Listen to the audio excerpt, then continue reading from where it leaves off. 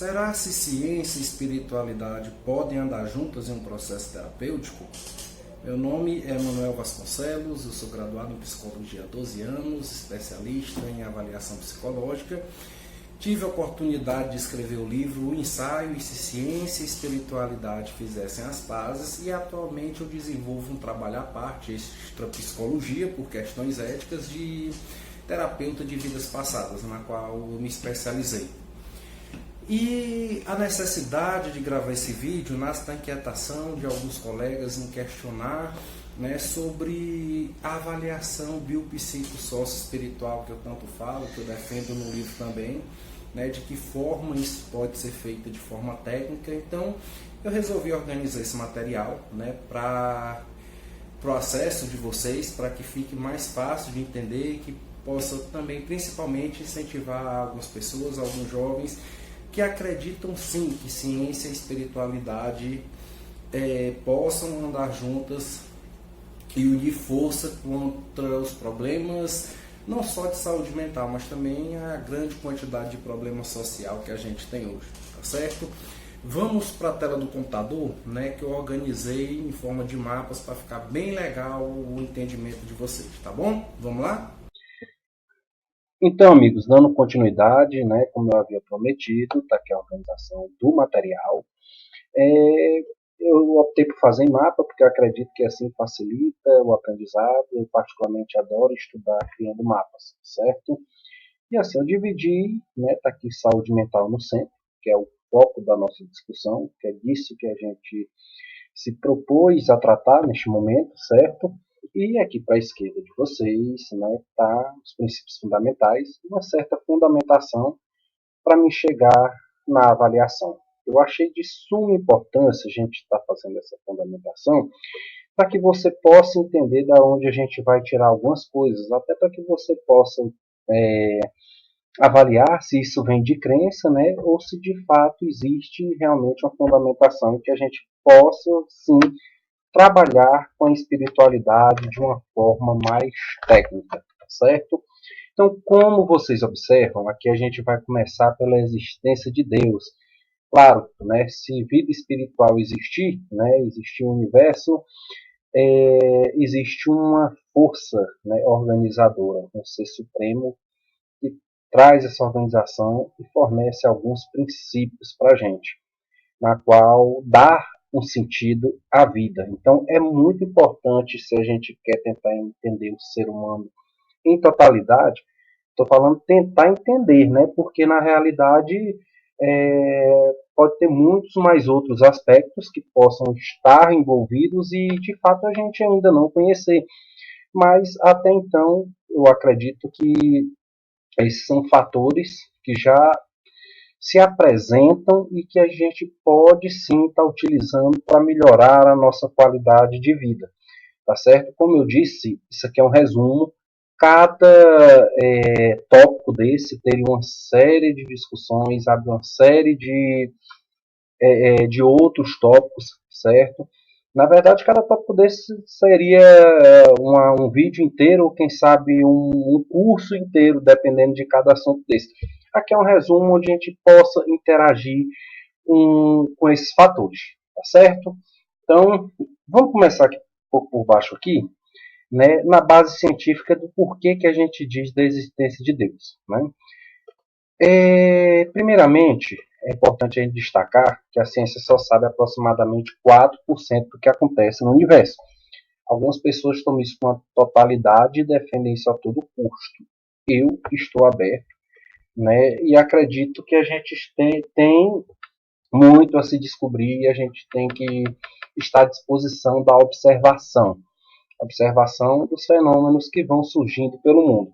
Como vocês observam aqui, eu fundamento a existência de vida espiritual e, logo, Deus, através de dois fenômenos, a mediunidade e os fenômenos de memória, que são fenômenos, fatores que se apresentam ao mundo, e a gente vai dar uma olhada rapidinho em cada um deles. Como eu já disse, é um resumo. Mediunidade vem a ser a comunicação com o mundo espiritual, certo? E um detalhe, ocorre nos 4 cantos do mundo, independente de crença, cultura, religião e etc. Sendo possível a interação entre o mundo espiritual e o mundo carnal. Nossos pensamentos estão misturados e influenciados com outros espíritos desencarnados e encarnados, dependendo do tipo de obsessão. Então, volto a dizer, o fenômeno existe independentemente do que acham alguns, deixam de achar, do que se crê, do que se não crê. Tá aí. Surge fortemente já de muito tempo, né? Na Bíblia já tem registros do fenômeno muito antes e tá aí, cada dia mais próximo, e eu acho sim que a gente tem que aproveitar desses fenômenos espirituais que nos é dado para conhecer a realidade do mundo espiritual, para conhecer o que se espera da gente, para saber, de certa forma, nos dar um norte, né, mais coerente do que simplesmente uma vida materialista que se vive hoje, certo?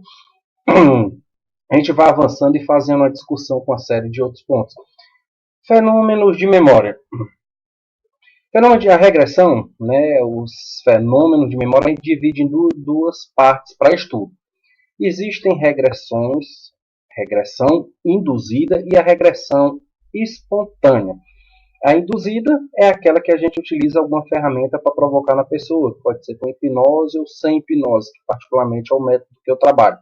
E a regressão espontânea já é aquela que acontece naturalmente. Muitas crianças lembram e contam com naturalidade sobre aspectos de vidas passadas, com riqueza de detalhe, de família, de local, de objeto, de trabalho, algumas coisas nesse sentido, né? E isso foi estudado, né? Vamos rapidamente, eu separei aqui 3 estudiosos, né?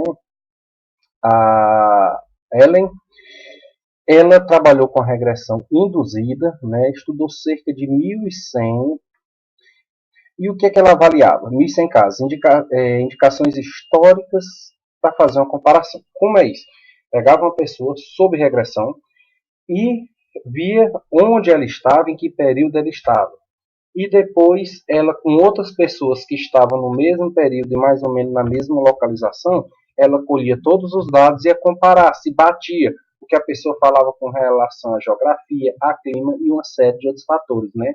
Então é uma pesquisa muito bem fundamentada, né? Que para quem quer ver, eu acho que ela basta, né? O tanto que é forte, né, a fundamentação da questão da regressão. Na verdade, essas memórias estão na alma, daqui a pouco a gente vai falar sobre a existência da alma, né, e são facilmente transferidas de um corpo para outro. Né? O corpo físico, carnal, muda. A alma é a mesma alma, a alma antiga. Continuando, tem a regressão espontânea. Entre os estudiosos que mais se destacaram tem o Ian Stevenson. Ele é considerado, digamos, o maior caçador de vidas passadas do mundo. Né? Ele estudou durante 37 anos, era um neuropsiquiatra, que dedicou a sua vida a esse tipo de estudos. E basicamente ele viajava pelo mundo em busca das supostas famílias de vidas passadas indicadas pelas memórias espontâneas. O que aconteceu? Ele entrevistava as crianças com um certo rigor, analisando vários detalhes, avaliando se não tinha contaminação daquelas informações, e de posse daqueles dados, né, patrocinado, ele ia atrás em qualquer canto do mundo para saber se aquela família existiu, se aquilo que a pessoa dizia fazia sentido. Ele achou mais de 2.600 casos em que batia o que a criança falava sobre uma suposta vida passada com, de fato, a realidade. Então, é importante, é uma pesquisa muito importante que destaca bastante a regressão por um ponto de vista científico. Também teve o Emenda Banerjee, né, também checava os dados de memória espontânea. É um trabalho parecido com o do Ian Stevenson, e ele estudou mais de 1.100 casos também, encontrando, né? E com isso, né, a gente faz algumas reflexões. Vamos pular aqui para avanços, né? Vamos falar de ciência laica, né, e ciência dogmática. Basicamente, uma ciência laica é uma das maiores vitórias da ciência, foi a separação de crenças religiosas, né? Ou seja, a ciência a serviço da observação e da experimentação. A partir do momento que se consegue tirar a ciência desse envolvimento com crenças, né, com interesses, a ciência evolui muito. Né? Isso aí não é nenhuma novidade, a gente sabe a importância de se defender uma ciência laica, que é o que eu defendo hoje. Porém, o que eu não defendo é uma ciência dogmática, né, que é um dos maiores atrasos da ciência, é estar presa a dogmas ou a interesses, e não poder se apropriar de fenômenos replicáveis pelos quatro cantos do mundo, promovendo o seu próprio avanço e da humanidade, alegando ser um retorno à época em que crenças permeavam a ciência. Gente, uma coisa é a ciência se apoiar em crença, e outra coisa é existir fenômenos que existem pelos quatro cantos do mundo apontando para as mesmas coisas, né? Isso aí nem de longe é se apoiar em crença e nem de longe é um retorno pelaquela época. Muito pelo contrário. Agora nós estamos diante de uma possibilidade de trabalhar com o Criador, dentro do que nos foi permitido, porque na verdade eu acredito que não vai ser da forma como os homens gostariam que fosse, porque é Deus que está sob o controle disso e é feita a vontade dele, mas ele já dá alguns fenômenos para que a gente possa estudar e utilizar da nossa inteligência para criar padrões que a gente possa viver melhor, né? Tanto na saúde física, na saúde mental, no nosso meio social, principalmente, que é onde se tem muitos avanços que parece não servir, porque na realidade a vida social parece que está cada dia mais difícil e pior. Mas enfim, retornando aqui de fato, né, os fenômenos replicáveis, né, que se multiplicam pelos quatro cantos do mundo, é uma grande oportunidade de trabalho em conjunto com o Criador, de alinhar o conhecimento do mundo material e do mundo espiritual para unirmos forças contra os problemas do mundo moderno, em que a ciência atual parece não ter soluções eficientes, certo? Então, é importante que se tenha essa reflexão também à medida que a gente possa avançar. Bem, no sentido de abrir a percepção, eu acho que isso, para que se entenda isso aqui tudo, a gente tem que estar aberto. Se a gente vier dentro de conceitos, olhar para isso aqui tudo, eu acho que nada vai fazer sentido. Aí, sim, a gente afirma da existência de Deus, que é o Criador, causa primária de todas as coisas, uma suprema perfeição, né?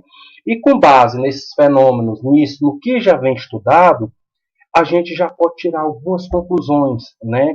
Que isso já estão em livros, né?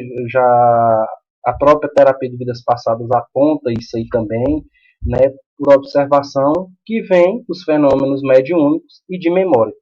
E a gente pode tirar leis universais para formar princípios para que a gente possa regulamentar nosso trabalho enquanto saúde e principalmente também enquanto sociedade. Né? Eu gosto, vou estar falando sempre em sociedade porque eu acho que é um reflexo, né? Eu acho que está tudo muito interligado, apesar do trabalho aqui ser especificamente sobre saúde mental, mas a gente chega a um momento social onde o suicídio está em alta, onde a doença mental, né, está em alta, onde tudo isso aí é aquela reflexão, será que uma forma como nós estamos nos organizando está produtiva, né? O que tem, né, por isso aí? O que tem por trás disso tudo? Eu defendo, inclusive, que das formas de se evitar o suicídio não precisa nem falar sobre o assunto especificamente.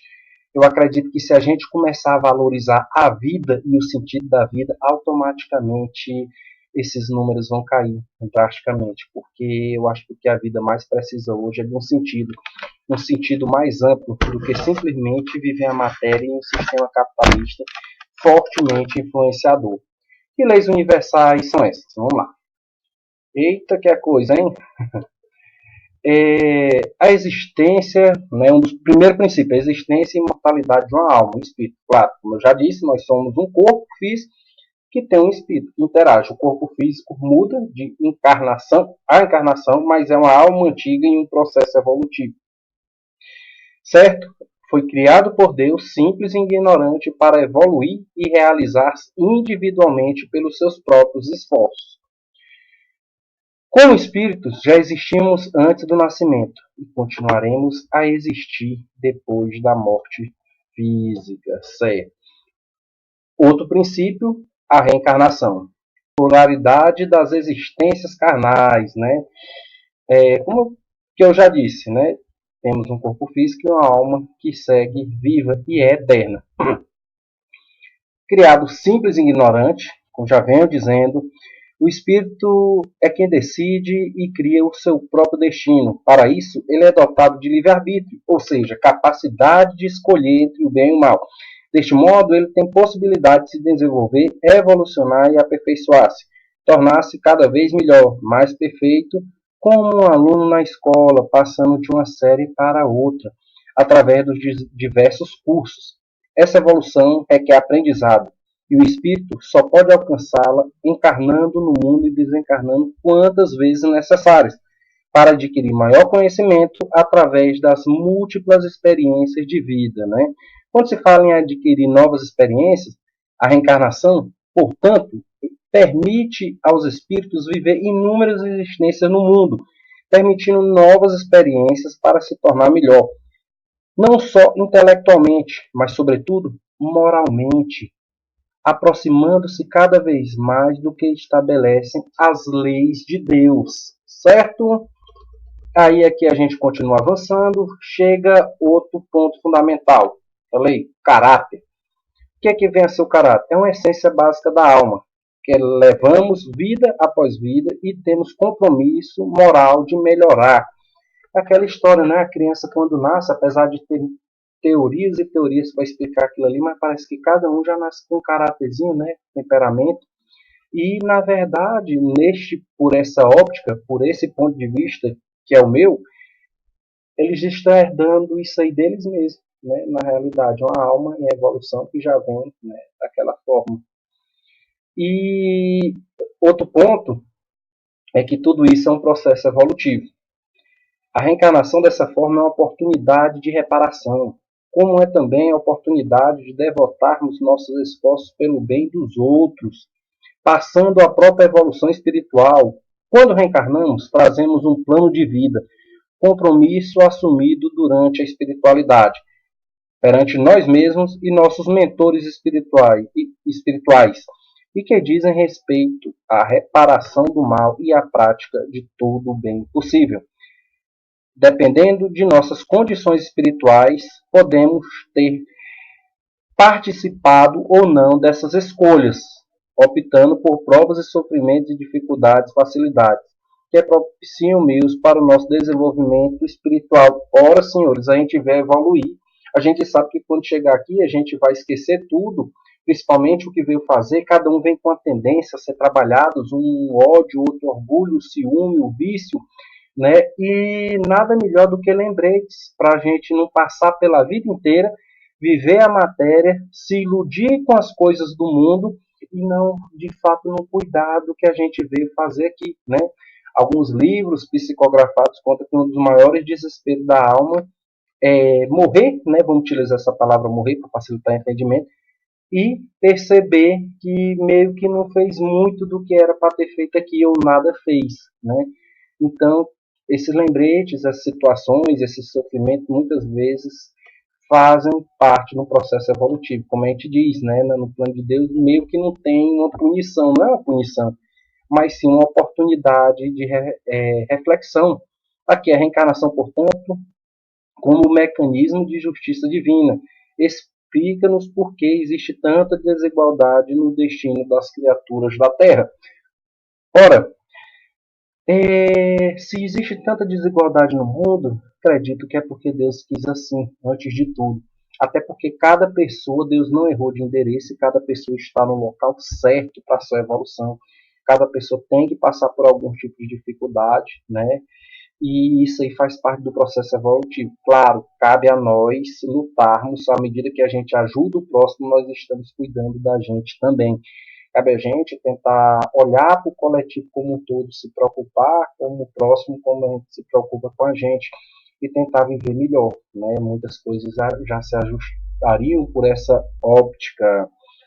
Causa e efeito, outro ponto fundamental, né? Eu vou botar aqui como reflexão e aprendizado, né? Sempre tirando a espécie nada como uma punição, né? Mas sim uma oportunidade de reflexão e aprendizado. Certamente, hoje estamos corrigindo os erros praticados contra alguém, sofrendo as consequências de crimes, né,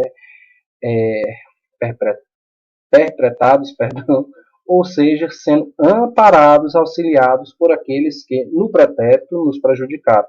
Daí a importância da família, onde se costuma reatar laços cortados em existências anteriores. Está tudo perfeito na obra de Deus. Pelos mecanismos da reencarnação, verificamos que Deus não premia ou castiga, é o que eu venho dizendo.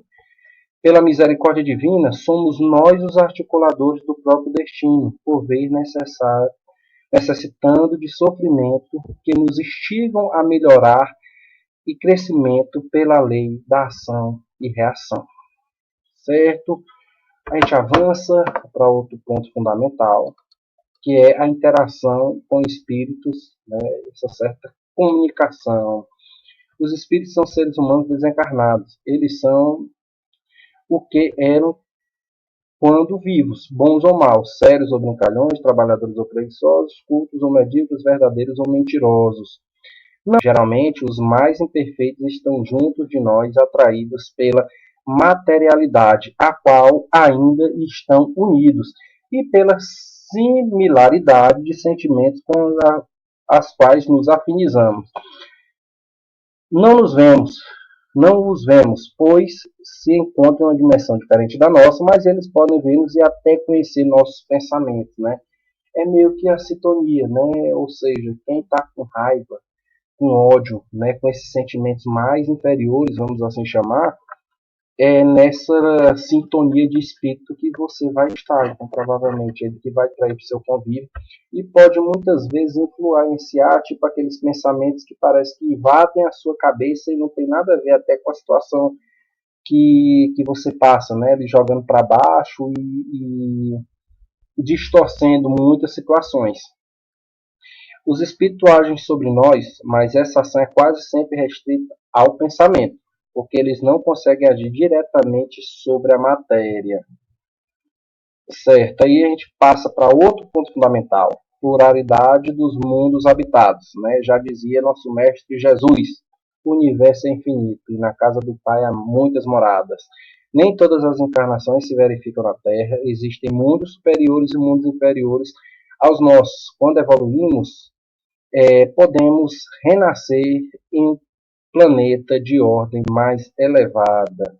A Terra é um mundo de categoria moral inferior. Haja visto o panorama lamentável em que se encontra a humanidade. Então, o que está dizendo? Que se a gente está aqui, meus amigos, neste planeta, nós estamos mais ou menos todos, né, no mesmo barco. Alguns se acham bem melhor do que outros, mas, né, o que a gente observa é que cada um está aqui mais ou menos na mesma linha de sintonia e com algo a ser trabalhado. Claro, cada um, né, vamos dizer, como o pessoal brinca popularmente, cada um com sua cruz. Né? Alguns o ódio, outros o medo, outros o ciúme, outros o orgulho, outros o vício e assim sucessivamente, cada um com sua fraqueza. Né? Então, venho meio que com essa possibilidade de trabalhar e melhorar com relação cada um à sua circunstância específica. Outro ponto específico são as energias, né? A questão de ectoplasma, que é o nome técnico dado para essas energias, que é um tipo de vapor de tonalidade branca que emana do suposto médio, normalmente através da boca, mas também por meio de qualquer outra parte do organismo, utilizado comumente em sessões de materialização, ou seja, para a constituição de corpos materiais diferentes daqueles de onde o fluido jorra. O ectoplasma é a substância que, além de fornecida pelo ser humano, né, a forma como a gente se alimenta e a relação com o meio ambiente vai fortalecer isso aí. Mas o importante que eu quero que vocês entendam disso é que através dessa substância que permeia os dois mundos, né, o carnal e o espiritual, que os espíritos podem nos manipular e provocar diversos sintomas. Então, às vezes, a pessoa faz exames e mais exames, não tem explicação específica por isso aqui, e às vezes o que tem é um desajuste ectoplásmico, né, um excesso, e é uma sintonia com espíritos que vão vir e manipular aquilo ali de alguma forma, gerando sintomas e sofrimento. Outro ponto, a gente chega, eu vou frisar a reprogramação, a reforma íntima, que é talvez o ponto principal, porque é muito importante que a gente esteja aqui se reformando, que foi o que de fato a gente reencarnou por essa óptica para fazer, né? Quando a gente faz a nossa reforma íntima, estamos também realizando nossa transformação espiritual, porque ao mundo, nossos pensamentos, consequentemente, ao mudarmos nossos pensamentos, consequentemente, estamos mudando nossas atitudes e comportamento. Isso nos leva a ter hábitos mais saudáveis para os nossos espíritos, realizando então a transformação espiritual e, consequentemente, melhorando nossa adaptação com o mundo e com o meio onde estamos inseridos. Então, quando tem esforço para a prática do bem, você já está direcionando a sua força de vontade e energias, tomando assim uma conexão com o plano espiritual mais elevado. Então, só aceitar, entender, reconhecer e buscar a mudança, né, já é uma parte importante de um processo evolutivo de uma vida eterna, né? Nós não estamos falando de um problema específico, né? Que vocês já viram que a vida já passa por uma dimensão muito mais ampla do que o simples problema habitual em que cada pessoa possa estar enfrentando neste momento, seja ele de saúde física, mental, financeiro, com o filho, ou seja, o que for, né? Mas a gente já consegue perceber, absorvendo essas informações, né, por uma óptica muito mais ampla. E como vencer as imperfeições? Passando, então, por todas as provas e expiações que aparecem em nossos caminhos, com gratidão eterna pela oportunidade de transformar em alguém melhor. Adaptação. Gravem essa palavra, eu vou falar, né, ao longo de todo o vídeo dessa palavra adaptação, que é um dos pontos fortes, né, desse processo de saúde mental, por essa óptica que eu sigo. Então, aqui, basicamente, analisando a saúde mental, a fundamentação, o que a gente viu? Que tem uma base científica para a existência de Deus, que a ciência passa por transformações, né, que ela deve ser laica e não dogmática, isso é diferente, e que existem fenômenos que trazem a possibilidade de ampliar a percepção, né, e das leis universais que estão aí para ajudar a gente nesse processo de entendimento, não só de saúde mental, mas acho que da vida como um todo. Né? Vou refrisar, entre eles a gente falou a existência e imortalidade da alma, a reencarnação, o caráter, o processo evolutivo, causa e efeito, reflexão e aprendizado, a interação com os espíritos, né? A comunicação, pluralidade dos mundos habitados, ectoplasma, energias e a reprogramação ou reforma íntima. E dando continuidade, agora a gente chega para o lado da direita, agora é onde a gente vai falar, né, mais especificamente da avaliação biopsicossócio-espiritual, que é a dúvida que os colegas, os amigos, as pessoas, né, me perguntam, porque eu constantemente estou falando sobre isso. E tá aqui eu botei alguns tópicos de suma importância que não podem deixar de ser vistos, certo? Por essa óptica. E vamos lá, vamos avançando. Primeiro, né, o conceito de saúde da Organização Mundial de Saúde, que traz como um estado de completo bem-estar físico, mental, social, não somente a ausência de afecções e enfermidades, né?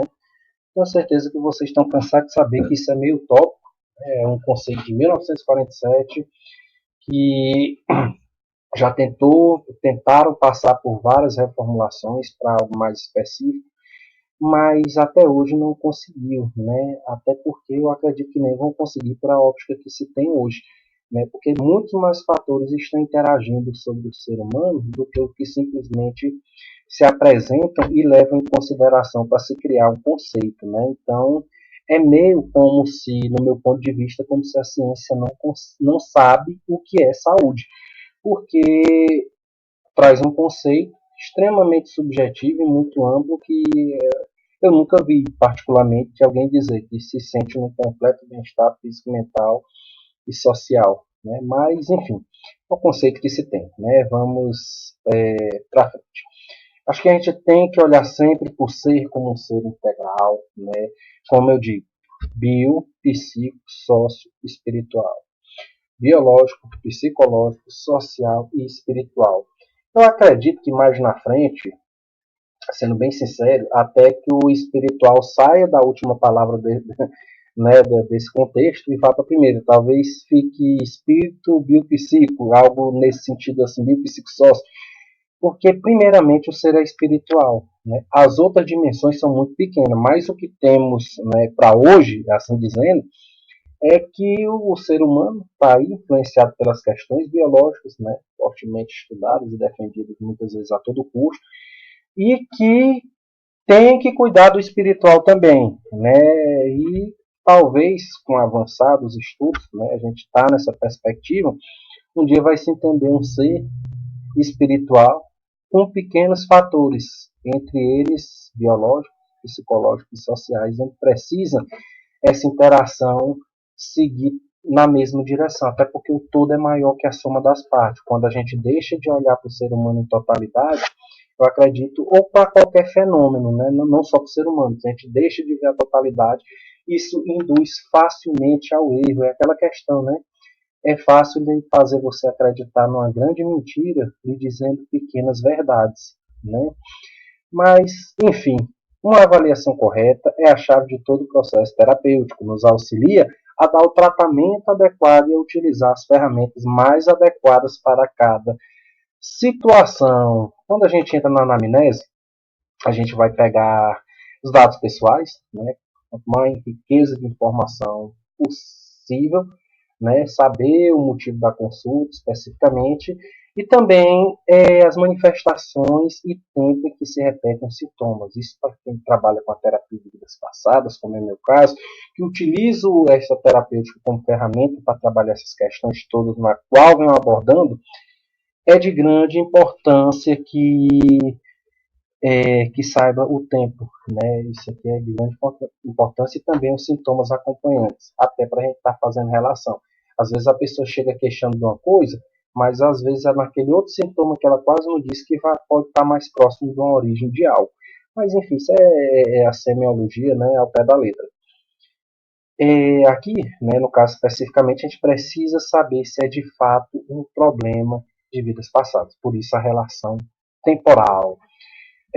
O livro de semiologia médica do Porto, né, ele traz uma reflexão muito importante que diz que a causa mais frequente de erro diagnóstico é uma história mal colhida. Né? Então, essa parte de anamnese e avaliação tem que ser um processo onde é dedicado tempo, atenção e não pode de forma alguma passar como algo simplesmente de protocolo. Né? Nós estamos falando de um ser integral, né? Não cumpre sua finalidade do protocolo de uma classificação nosológica, que é aquele nome de um grupo de sintomas para um nome que associa ao nome de uma doença, por exemplo. Né? Isso seria uma classificação nosológica.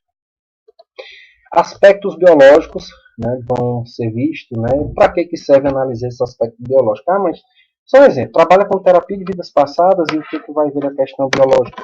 Um dos princípios clássicos, né, da própria psiquiatria, né, é que a gente precisa descartar causas orgânicas para poder saber se é uma questão mental, certo? É até uma lógica. Né? Então vamos descartar causas orgânicas e também, se necessário, encaminhar para uma avaliação e um tratamento medicamentoso também. Né? Fatores orgânicos atuam sobre o funcionamento e organização mental, e a organização mental atua sobre o funcionamento orgânico das funções mentais. Logo, sobre todo o corpo, é o que vem a ser a psicossomática. Né? Então, e que fatores biológicos são esses que têm que ser levados em consideração na avaliação de saúde mental? Então, basicamente, pelo menos, questões neurológicas, do como está o funcionamento das estruturas cerebrais e suas interações, questões psiquiátricas da relação química das neurotransmissões e sintomatologia, Questões endócrinas, isso é muito importante, que muitas vezes não é levado em consideração a avaliação hormonal em relação com o humor e estados psicológicos. Muito do que se é tratado hoje como doença mental, como alteração, na verdade tem como base um problema hormonal. E isso precisa ser trabalhado com o endocrinologista, precisa ser corrigido de uma forma correta, porque senão o tratamento pode até melhorar, claro. A pessoa tem uma alteração de humor, vai tomar um estabilizador de humor, claro que vai ajudar, mas assim, talvez a raiz questão aí dessa situação, se for de fato endócrina, né, não vai estar sendo trabalhada. É muito importante essa avaliação. Também saber a questão alimentar, critérios de suma importância para a saúde física e mental, sabe-se disso hoje, não é nenhuma novidade. E a atividade física também como fundamental desse equilíbrio físico e mental, né, cara? Então aqui, nessa parte biológica, a gente chega ao ponto-chave. Gente, tem dúvida com relação a esses quesitos? Aqui, quem é que tem que fazer essa avaliação aí? O médico. Então, se tem alguma possibilidade na avaliação de de ter alguma questão dessas aí envolvida, deve ser encaminhada ao médico para descartar ou não essas hipóteses. Ele vai fazer os exames, se necessário, vai encaminhar um especialista, né? E isso aí precisa ser visto com bastante delicadeza. Né? Eu já vi situações onde a pessoa não estava tomando medicamento, que no meu ponto de vista eu achava que era interessante pela minha avaliação, por conta do grau de comprometimento psicossocial, e não tomo porque um terapeuta, que não é médico, né, disse que não era caso de medicamento. Gente, eu particularmente, para mim, quem vai decidir se eu vou precisar tomar um remédio ou não, é o médico. Eu acho que quem mais estudou para isso, é quem tem habilitação para isso, né, e é quem vai saber de uma forma correta trabalhar essas questões. Claro, existem médicos e médicos, né, se está com dúvida com relação ao procedimento, consulta a opinião de mais um profissional, ou tenha seu médico de confiança, mas o que? Deixa que o médico decide essas questões, porque isso é da alçada dele, quem mais estudou para te dar uma resposta mais coerente com relação a isso aí é o médico, tá bom? E vamos para frente, social. Como vamos entender a questão social da pessoa, né? Característica do meio, onde a pessoa está inserida, né? Tem que avaliar esse meio. As contingências no meio que afetam a pessoa e como a pessoa interage sobre esse meio. Está tendo assertividade, está tendo adaptabilidade, como é que está sendo essa relação? Adaptação, como eu disse para vocês já, adaptação, esse nome eu vou falar por várias vezes, vou estar batendo nessa tecla aqui. Da pessoa essa circunstância, casa, trabalho e outros, isso precisa ser entendido. É porque muitas vezes a pessoa vive em um meio extremamente mais aversivo, ou vamos facilitando, mais complicado, mas se adapta bem àquela situação, consegue levar, né, com humildade, com abrandamento, com entendimento, serve para impulsionar, para buscar outras possibilidades também. E às vezes acontece até o contrário, a pessoa vive no meio até, vamos chamar de equilibrado, isso é relativo, eu sei, mas onde a pessoa se sente extremamente desadaptada, não vive bem, às vezes pode ser por questões internas, mas isso precisa ser checado, tá bom? E uma reflexão, né? Qual o aprendizado que essas situações trazem? Aquela história, Deus não é de endereço. Que tais situações fazem emergir sobre o caráter dessa pessoa que necessita ser abrandado, né? Naquela questão, meu amigo, Deus botou cada um no lugar certo, é isso que eu estou querendo dizer, né? Com o pai, com a mãe, com o irmão, com aquela pessoa chata no trabalho. Então, assim, e aquilo ali tudo, se a gente for ver no contexto, tem uma finalidade para tocar justamente as coisas de caráter que precisa ser trabalhado. Então, muitas vezes aquela pessoa chata que mexe com isso tem uma finalidade útil a nível de uma reflexão, a nível de uma evolução e até de um aprendizado, tá certo? Isso aí a gente vai ver com bastante delicadeza ao longo do processo avaliativo. Certo. Certo, aí a gente dá continuidade para espiritualmente. O que precisa ser visto numa avaliação por essa óptica espiritual? Questões de caráter, né? O caráter vai ser a chave para o que reencarnou para trabalhar. É um motivo de passar pelas situações que vive, aquela questão do plano de vida, como a gente vinha falando, né? Se a gente for observar, né, existem várias teorias que falam sobre o desenvolvimento infantil, né, o desenvolvimento da personalidade e tudo mais, mas por essa óptica que eu sigo, o que a gente acredita? Que tem uma alma antiga que traz com ela questões de caráter, de personalidade, e que, né, é um corpo novo, como eu já disse, mas uma alma antiga. Né? Por isso que a gente observa que as crianças parece que já nascem com temperamento, né? Uns têm mais um jeito, uns já são mais sorridentes, outros são mais fechados, outros já são mais bravos, né? E assim cada um com sua peculiaridade, que já vem como uma questão de caráter da alma, né? E aqui a gente observa, né, que as causas capitais de todo problema, né, que a pessoa enfrenta, isso aqui talvez seja a única coisa que eu possa afirmar com mais certeza, né?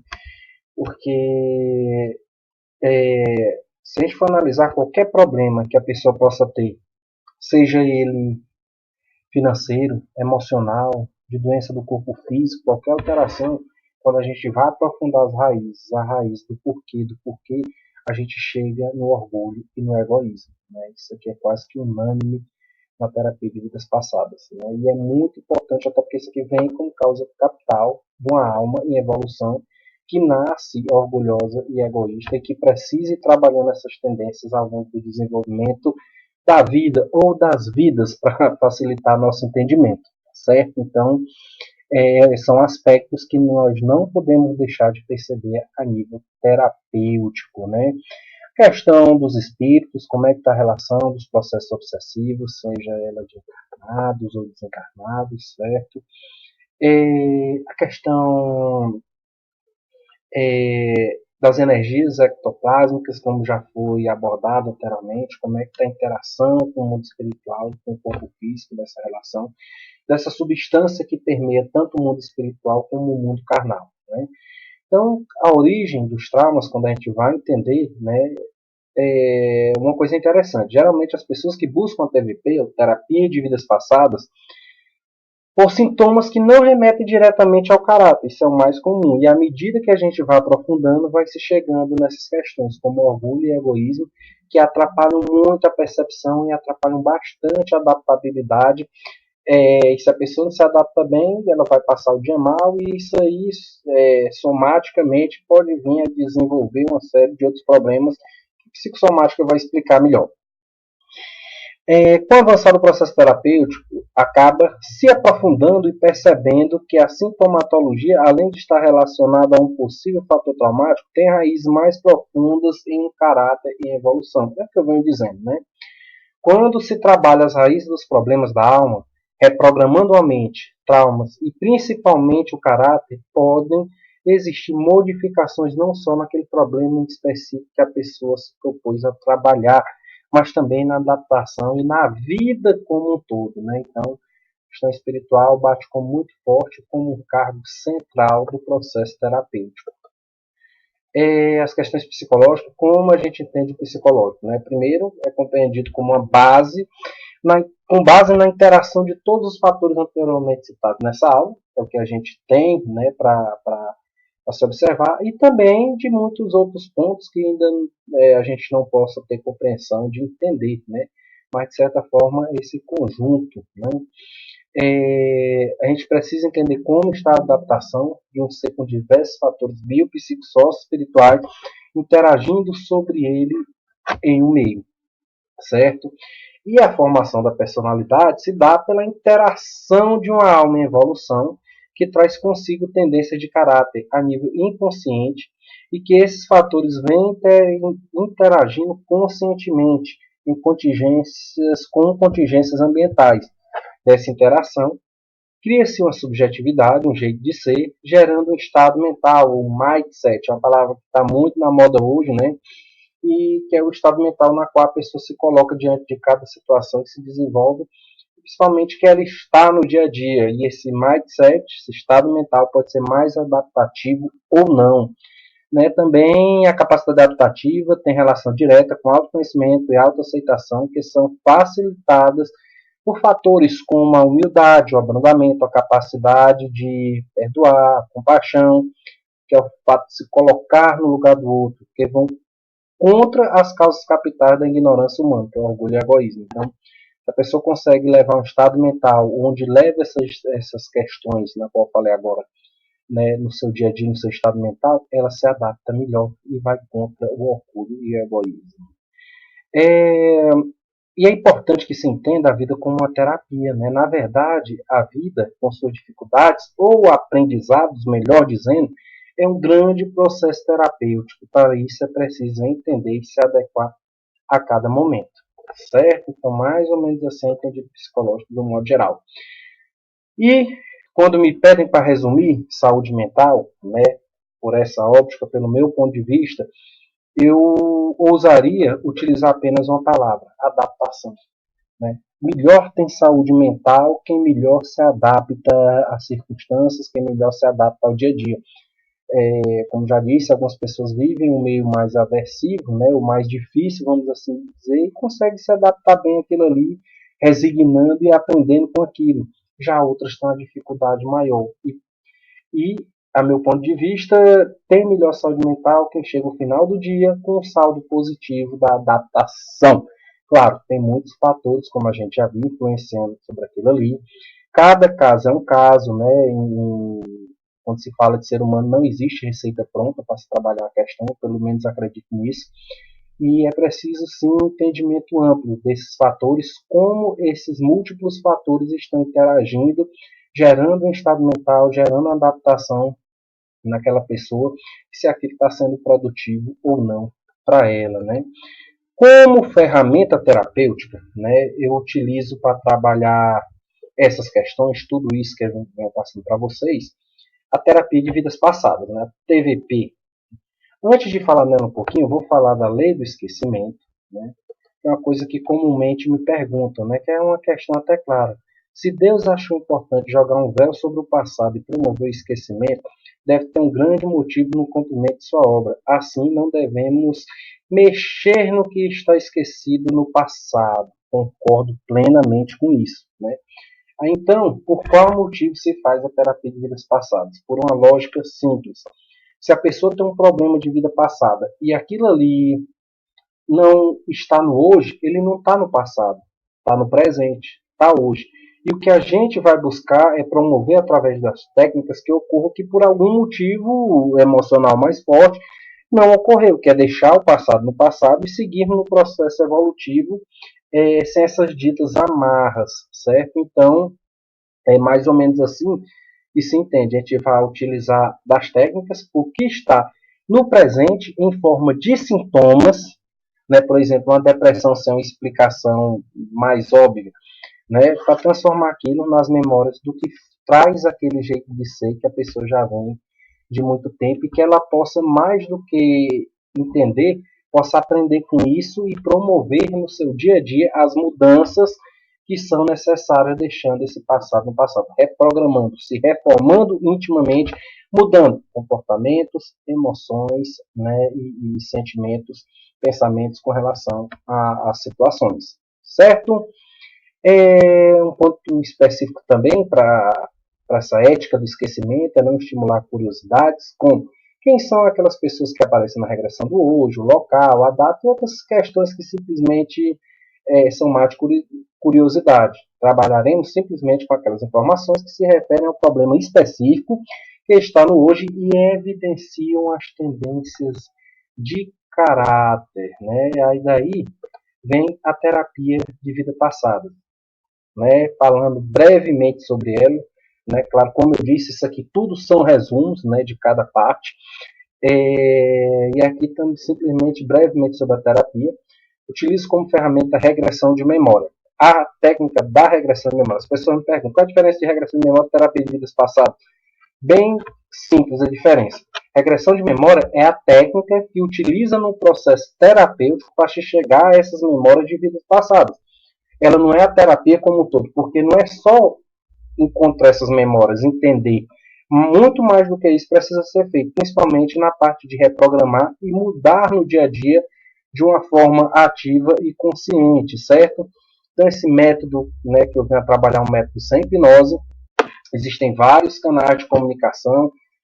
Às vezes a pessoa vê, de fato, fecha o olho, a gente utiliza né, da regressão, ver um filmezinho passar, e muitas vezes não, às vezes simplesmente através de intuições, emoções, sentimentos, sons, né, tem várias formas da regressão se comunicar. O importante é que no final a gente tem uma história que venha a evidenciar a origem dos problemas e também, né, dar indícios sobre um caráter que precisa ser trabalhado.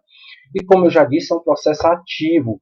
A pessoa não é só o fato de ter contato com essas memórias que vai levar a um processo de cura ou melhorar, né? Se falar em cura é uma coisa muito relativa, né? Vamos falar em melhora significativa, por mais que a cura possa acontecer também. Mas é, vai muito além de simplesmente ter contato com aquilo, porque ali vai mostrar onde estava errado, o que poderia estar errado e, de certa forma, mostrar também é, o que pode ser mudado. Né? Eu costumo dizer aos meus pacientes, vamos assim chamar, que a terapia começa quando acaba uma hora da sessão, porque cabe no dia a dia estar reprogramando, estar se reformando com base nessas informações que as regressões nos trouxe, certo? Buscamos a origem de traumas e o caráter, ligações com orgulho e egoísmo, já venho frisando isso, né? A organização, de certa forma, a gente vai ver uma vida por regressão, avaliando apenas os fenômenos relacionados especificamente com a sintomatologia que está em foco do tratamento, não estimulando curiosidade. É a lei do esquecimento, aquela questão que eu já venho trazendo para vocês. Os espíritos podem interagir nesse processo, nós vamos buscar uma conciliação. A pessoa pode vivenciar diferentes papéis, né? E obrigatoriamente nós vamos passar pela morte. Por quê? Geralmente o que se fica como um trauma, que é levado de uma vida para outra, é um momento de forte emoção. Geralmente o momento da morte é um momento de forte emoção, onde ficam gravadas algumas coisas na mente do espírito, algumas decisões naquele momento, muitas vezes de raiva por conta das circunstâncias, e que a pessoa leva aquilo ali de uma vida para outra e que muitas vezes vai ditar, né, algumas situações, algum jeito de ser, ou algumas coisas que a pessoa não entende hoje. Né? E isso é muito importante, que a gente entenda como foi essa relação com a morte, que decisões foram essas que foram tomadas para se trabalhar isso aí e tentar reprogramar essa situação. Né? Aí vem a reprogramação ou a reforma íntima, que, como eu digo, é a parte mais importante desse processo. A terapia começa quando acaba uma hora da sessão, foi o que eu disse, onde vai separar os personagens anteriores da vida atual que tem hoje. Deixar o passado do que a ele pertence, entender o aprendizado e aprender com ele, tendo uma vida mais adaptativa, interpretar as circunstâncias que tem hoje, pois todos os fatores fazem parte dessa grande evolução que é a vida, certo? E quais são os objetivos que a gente busca com tudo isso? O que é importante que a gente entenda que desses objetivos, o que vai ser trabalhado com isso? Crenças e processos inconscientes, quando modificação de pensamentos, emoções e comportamentos para uma vida mais adaptativa, certo? Gerando, né, isso tudo. Desligar energias, por mais que o processo não vai se basear apenas nisso, de forma nenhuma, mas acontece de alguma forma nas agressões. Abrandamento do caráter, orgulho e egoísmo, né? Um processo continuado, onde a pessoa deve,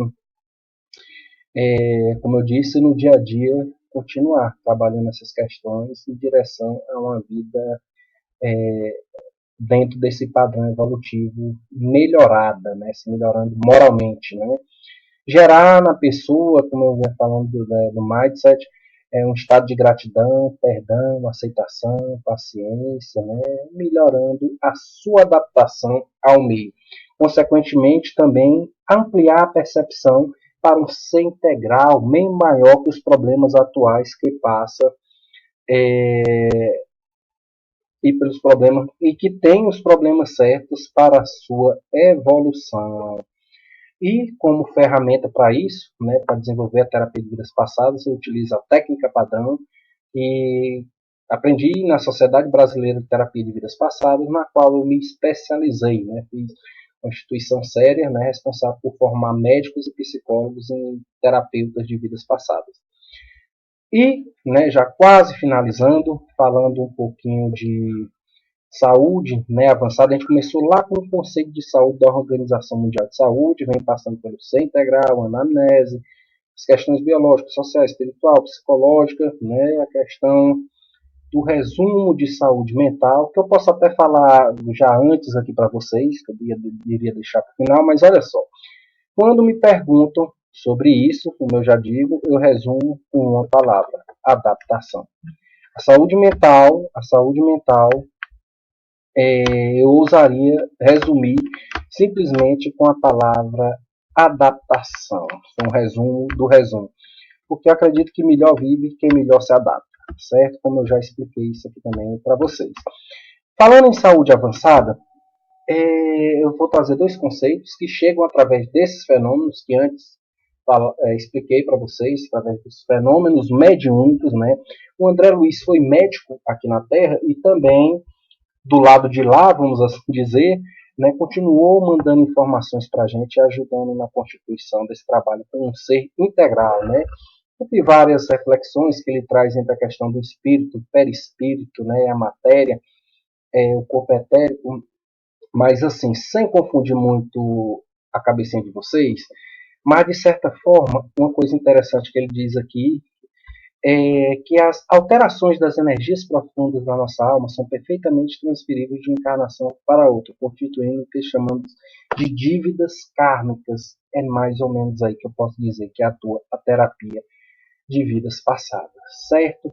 E o Emmanuel, que não sou eu, né, foi o mentor do Chico Xavier, muitos, né, conhecem suas obras, né, e ele traz um conceito de saúde que eu acho particularmente incrível, né, que traz a saúde como uma perfeita harmonia da alma, para a obtenção da qual, muitas vezes, a necessidade da contribuição das moléculas e deficiências transitórias da Terra. Certo, amigos? Então, eu tentei resumir tudo isso, como eu já disse, é um resumo. Tentei utilizar a palavra simples, né, para o dia a dia, apesar de saber da complexidade que é o tema, da polêmica, né, que traz tudo isso, mas é um trabalho que eu acho importante que seja feito, tá bom? E se você é profissional dessa área e gostou, né, espero que possa te ajudar, trazer um norte também. E se simplesmente esse vídeo chegou a você por conta de algum sofrimento psíquico, né, de alguma situação, viu? Veja com tudo isso que tem base científica para dizer que a vida vale a pena, né? Que pode ter certeza que Deus está monitorando os seus passos, que se Ele permite algumas situações difíceis hoje, é porque tem um propósito muito bom para o seu processo evolutivo como um todo.